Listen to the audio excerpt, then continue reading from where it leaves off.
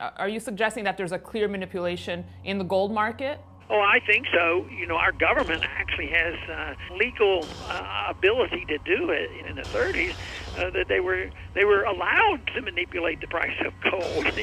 They do this, but of course they do it pretending that nobody knows what they're doing.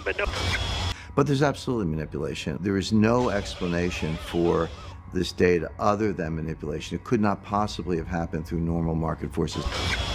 Okay, there's two ways that the metals are manipulated. Gold is manipulated by the central banks, one, and then by some of the large commercial banks is the second way. And they do it mostly through selling futures contracts. There's a few other ways. The manipulation is right there in the open, and that it is a creation of a derivative market that satisfies demand that would otherwise go to physical, and that I don't worry about the manipulation. They can't do it forever. They are losing control right now, and it leads to far, far higher prices and the opportunity for you to buy it at an artificially low price. So I am very grateful for the manipulation that they're doing, because I know how it ends. O ouro tem sido utilizado como moeda há mais de 3.000 anos e desde então, manipular sua oferta e o seu preço virou uma obsessão entre os seres humanos. Barras de ouros falsas feitas com tungstênio ou outros materiais são utilizadas desde sempre com esse intuito. Entretanto, com o avanço da tecnologia, identificar essas falsificações ficou muito mais fácil. O problema é que, junto com o avanço da tecnologia, também avançaram as estratégias dos falsificadores e manipuladores do ouro, que hoje, através dos seus altos cargos em bancos, governos ou autoridades monetárias internacionais, conseguem realizar o que nem mesmo o mais habilidoso alquimista conseguiu fazer: transformar papel em ouro. Se você quer entender melhor do que eu estou falando, assista esse vídeo até o final e descubra como e por que governos, bancos e instituições internacionais estão manipulando o preço do ouro dos mercados globais. Mas antes de começar, peço a você que ainda não é inscrito em nosso canal, que se inscreva e deixe o seu like. Isso ajuda o nosso canal a crescer e o nosso conteúdo chegar a cada vez mais pessoas. Quando vemos o preço do ouro cair muito na ausência de notícias relevantes, podemos ter uma certeza razoável de que o mercado do ouro está sendo manipulado. As evidências de manipulação sempre surgem nos momentos em que o ouro está subindo forte e parece que vai sair de controle. A manipulação do preço do ouro não é nova. A técnica mais direta para suprimir o seu preço é a prática do dumping, que consiste basicamente em vender ouro físico e despejá-lo nos mercados no intuito de reduzir o seu valor. Isso foi feito abertamente na década de 60 pelo London Gold Pool, que foi uma reserva de ouro formada por 8 bancos centrais no intuito de assegurar o preço do metal amarelo e o pleno funcionamento do padrão ouro. Na década de 70, depois do fim do sistema de Bretton Woods e do padrão ouro, os Estados Unidos e o FMI despejaram aproximadamente 1.700 toneladas de ouro físico, cerca de 5% de todo o ouro oficial do mundo, no intuito de manipular o seu preço, o que por sua vez não funcionou muito bem. O preço do ouro disparou de $35 em 1971 para $800 em 1980. Vários outros casos de dumping de ouro aconteceram depois disso, inclusive alguns mais recentes, como quando o FMI despejou de uma única vez 400 toneladas de ouro no mercado em 2010, durante a subida do preço do ouro na Grande Recessão. Entretanto, à medida em que o ouro em posse desses grandes agentes no mercado foi ficando escasso, o dumping foi sendo deixado de lado e foram surgindo técnicas mais sofisticadas de manipulação do seu preço através do chamado mercado de papel. Antes, é preciso esclarecer que existem dois mercados do ouro no mundo. Um é o mercado físico, onde há apostas no metal, como em lojas de moedas, comerciantes de ouro, joalherias, etc. O outro é o mercado de papel, que é basicamente composto por ativos negociados em bolsa que na verdade apenas representam uma quantia correspondente em ouro que estaria em posse da instituição emissora desse papel. Alguns exemplos desses ativos são os contratos futuros, contratos a termo, ETFs, swaps de ouro, entre outros. É nesse mercado de papel em que o preço do ouro é determinado e também manipulado. Mas como ocorre essa manipulação? Basicamente, grandes bancos inundam o mercado com ordens de venda de ouro não alocado, ou seja, de ouro que eles não possuem, e derrubam seus preços até um certo nível, onde milhares de stop losses, que nada mais são do que ordens de vendas automáticas pré-estabelecidas, serão acionadas por investidores menores como os fundos de hedge, fazendo com que o preço do ouro entre em uma espiral de queda por nenhum motivo específico, com exceção de que alguém manipulou a situação para que assim ela acontecesse. Essa prática pode ser feita indefinidamente com a quantidade de ouro que eles bem entenderem. porque simplesmente não estão negociando ouro de verdade. Eles estão negociando tão somente papéis que podem e que são criados numa proporção muito maior do que a quantidade real de ouro físico que existe hoje no mundo. Só para você ter ideia, o mercado de papel hoje é pelo menos 300 vezes maior do que o mercado físico de ouro. Dado que o mercado de papel deveria ser lastreado no mercado de ouro físico, percebemos então que a conta não fecha. Não existe ouro suficiente no mundo para cobrir todas as operações feitas diariamente com o ouro.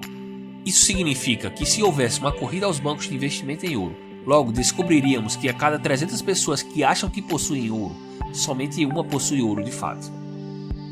Esse gráfico representa o desempenho do ouro em diferentes circunstâncias na Bolsa de Valores de Nova York entre 2001 e 2011.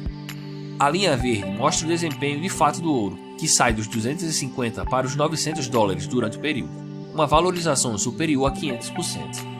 A linha vermelha mostra o desempenho do ouro nesse período somente durante o horário de negociação da Bolsa de Nova York, ou seja, caso você comprasse ouro na hora da abertura do pregão e vendesse no momento do fechamento, todo dia durante 10 anos, o seu desempenho teria sido um prejuízo de 70%, sendo que o desempenho do ouro nesse mesmo período foi 500%. A linha azul mostra qual seria o seu desempenho caso você operasse comprado no ouro durante o overnight, ou seja, enquanto a Bolsa de Nova York estivesse fechada, e operando vendido, ou seja, apostando na queda do ouro durante o período em que a Bolsa de Nova York estivesse aberta. O seu lucro seria então de aproximadamente 4.500%. É evidente que algo anormal está acontecendo aqui. No dia 12 de abril de 2013, com o ouro próximo à sua máxima, uma quantidade sem precedentes de contratos futuros de ouro foi vendida a descoberto na Bolsa de Nova York num montante que se estima ter sido entre 124 e 400 toneladas de ouro. Essa operação logicamente fez o preço do ouro desabar. Entretanto, há limites de posição impostos sobre o número de contratos que os investidores podem vender de uma única vez. Um número mais otimista de 124 toneladas teria exigido que, coincidentemente, ao menos 14 investidores vendessem todos juntos 40 mil contratos futuros de ouro simultaneamente naquele dia, o que não me parece muito provável. A manipulação fica ainda mais evidente quando comparamos a demanda por ouro físico com a demanda por ouro de papel. Um estudo publicado pela Secretaria do Tesouro do Estado da Carolina do Sul afirmou que os preços do ouro e da prata estavam sendo manipulados através da prática ilegal de reservas fracionárias e de vendas a descoberto no mercado de commodities pelo Federal Reserve, em conjunto com alguns grandes bancos como o JP Morgan e o HSBC. Em 2015, o órgão de defesa da concorrência da Suíça lançou uma investigação sobre possíveis conluios no mercado de metais preciosos por vários grandes bancos no intuito de manipular os preços do ouro e da prata. Mas quem estaria por trás dessa manipulação? Como ficou claro, os grandes bancos são os que fazem o trabalho sujo da manipulação do preço do ouro e em troca recebem a oportunidade de obter lucro fácil com as negociações. Mas além de fatores financeiros, é evidente que existem interesses políticos ainda maiores envolvidos por trás da manipulação do preço do ouro. E sabendo-se disso, podemos garantir que há pelo menos 2 atores políticos no mundo com um forte motivo para congelar o preço do metal amarelo, pelo menos no curto prazo: o Federal Reserve e o Banco Popular da China. O Fed para evitar uma corrida ao ouro e um consequente colapso do dólar. Já o Banco Central Chinês, pelo simples fato de que essa manipulação lhe permite comprar ouro a um preço mais baixo. E comprar ouro é algo que a China vem fazendo bastante nos últimos anos. Sempre que há necessidade de interferir no preço do ouro, os bancos centrais atuam fazendo leasing de ouro, ou seja, um empréstimo de ouro para um desses grandes bancos que atuam no mercado de commodities. Não por acaso, durante uma entrevista enquanto ainda era presidente do Fed, Alan Greenspan assumiu a manipulação feita pelos bancos centrais quando afirmou que, abre aspas, os bancos centrais estão prontos para emprestar ouro em quantidades crescentes caso o preço do ouro suba, fecha aspas. Esses empréstimos de ouro são conduzidos por meio de um intermediário chamado de Banco de Compensações Internacionais, ou BICS.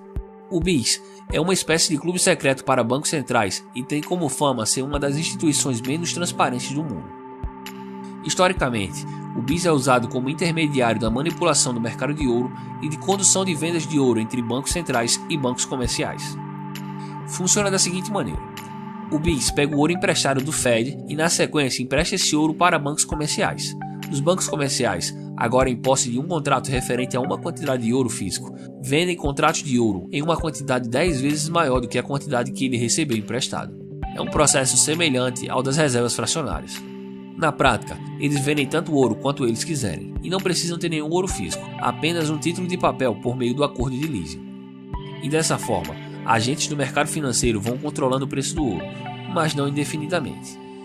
A história mostra que as manipulações podem durar por muito tempo, mas sempre fracassam. E assim como os chineses, todo investidor deveria aproveitar essa oportunidade e comprar ouro a um preço ainda baixo, pois ele não irá durar muito tempo. Em algum momento, os manipuladores ficam sem ouro físico, ou uma mudança nas expectativas de inflação levam ao aumento de preços que nem mesmo os governos podem controlar. E isso pode estar bem mais perto de acontecer do que você pensa.